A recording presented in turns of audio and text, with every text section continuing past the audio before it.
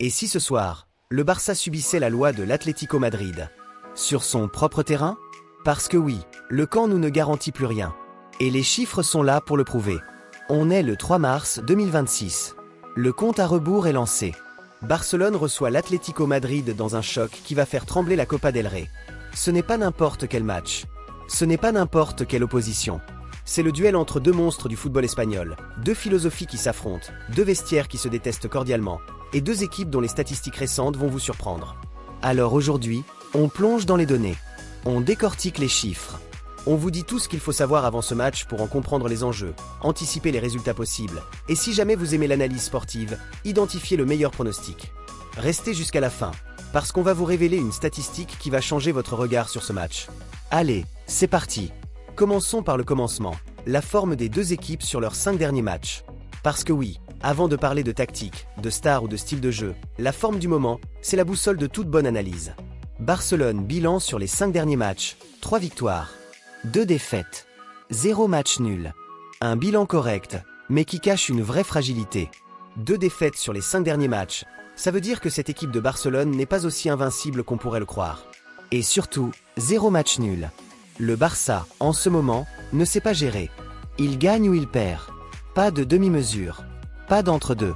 Ça, c'est à double tranchant. Atlético Madrid, bilan sur les 5 derniers matchs, 3 victoires. 1 défaite. 1 match nul. Voilà une équipe plus équilibrée.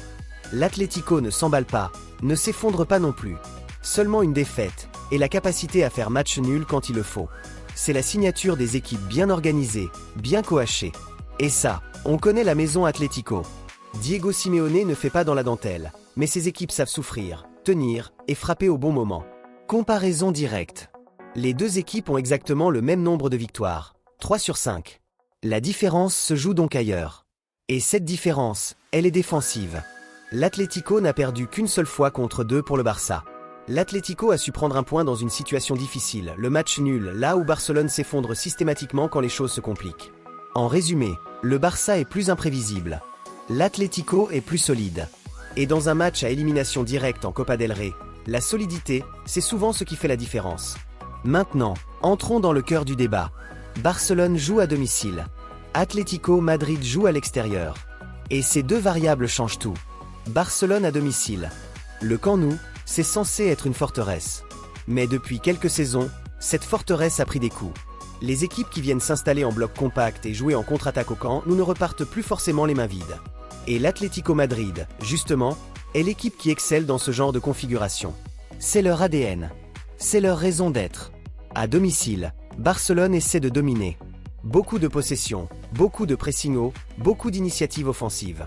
Mais quand l'adversaire résiste, quand il se défend en bloc et profite des espaces laissés derrière, le Barça peut souffrir.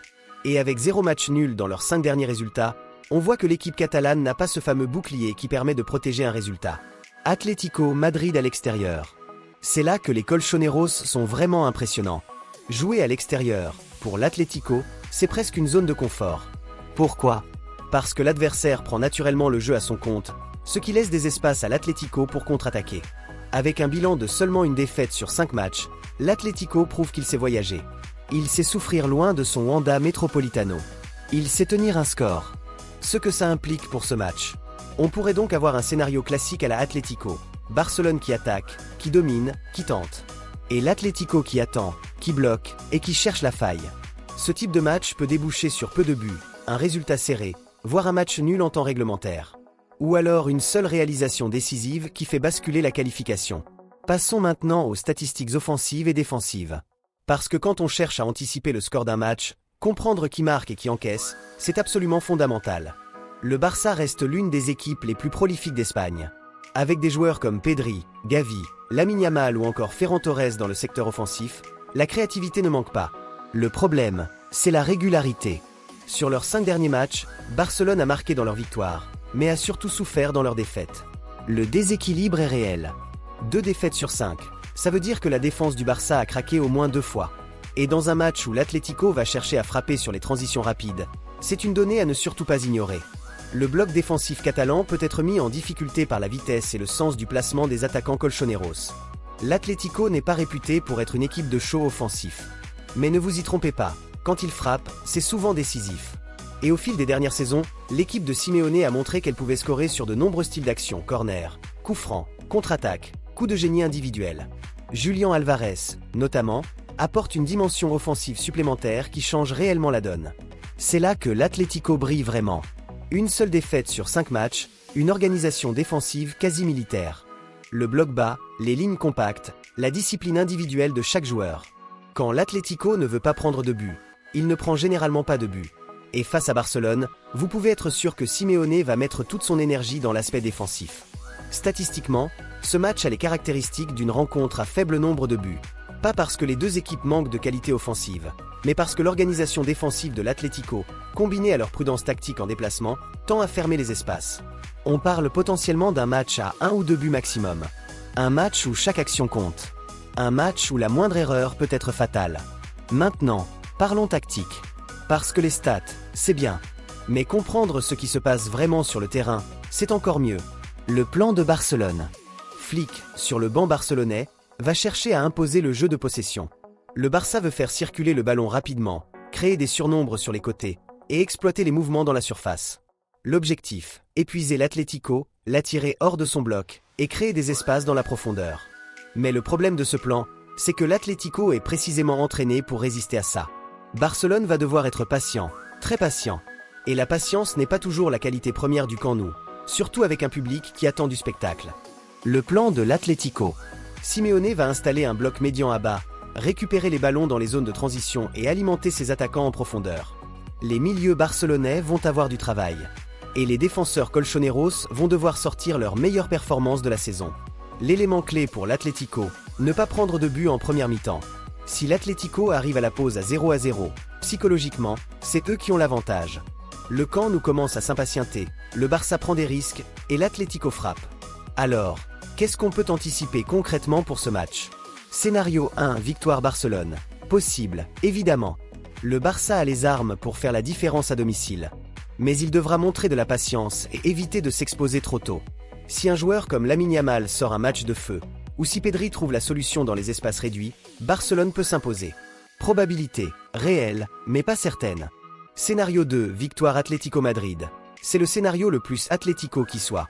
Ils viennent au Camp Nou, ils souffrent, ils résistent, et ils inscrivent le but qui tue. Ce club a humilié les meilleures équipes d'Europe dans leur propre stade avec exactement ce plan-là.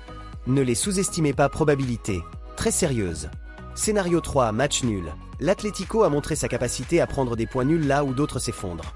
Et Barcelone, paradoxalement, n'a fait aucun nul sur ses 5 derniers matchs. Mais dans un match à enjeu en Copa del Rey, un 1-1 ou même un 0-0 avec prolongation est tout à fait envisageable. Probabilité, modérée, mais ne pas l'écarter. Notre lecture globale. Ce match s'annonce fermé, intense, peu prolifique en but. L'Atlético part avec une légère confiance défensive supérieure. Barcelone a l'avantage du terrain et du public. Le résultat final pourrait se jouer sur un détail. Un corner, un coup franc, une sortie de gardien raté, ou un éclair de génie individuel. Pas de pronostic miraculeux ici, juste une analyse honnête des données disponibles. Voilà, vous savez maintenant tout ce qu'il faut savoir avant ce Barcelone, Atlético Madrid du 3 mars 2026. On a passé en revue la forme des deux équipes, leur solidité défensive, leur tendance offensive, la dynamique domicile-extérieur, et les scénarios tactiques les plus probables. Et ce qui ressort clairement, c'est que ce match est bien plus ouvert qu'il n'y paraît. L'Atlético n'est pas venu pour se promener. Et Barcelone n'a pas le droit à l'erreur. Maintenant, c'est à vous de jouer. Vous pensez que le Barça va écraser l'Atlético à domicile? Ou vous êtes de ceux qui croient en la résistance légendaire des colchoneros? Dites-le nous dans les commentaires. On veut lire votre pronostic. Et si vous êtes d'accord avec notre analyse, ou si vous pensez qu'on s'est planté quelque part, dites-le aussi. On adore les débats. Et si cette vidéo vous a apporté de la valeur, likez, c'est rapide. Abonnez-vous, c'est gratuit. Et activez la cloche pour ne rater aucune de nos analyses, parce qu'on décortique les matchs qui comptent vraiment avant qu'ils se jouent. On se retrouve très vite pour un nouvel épisode.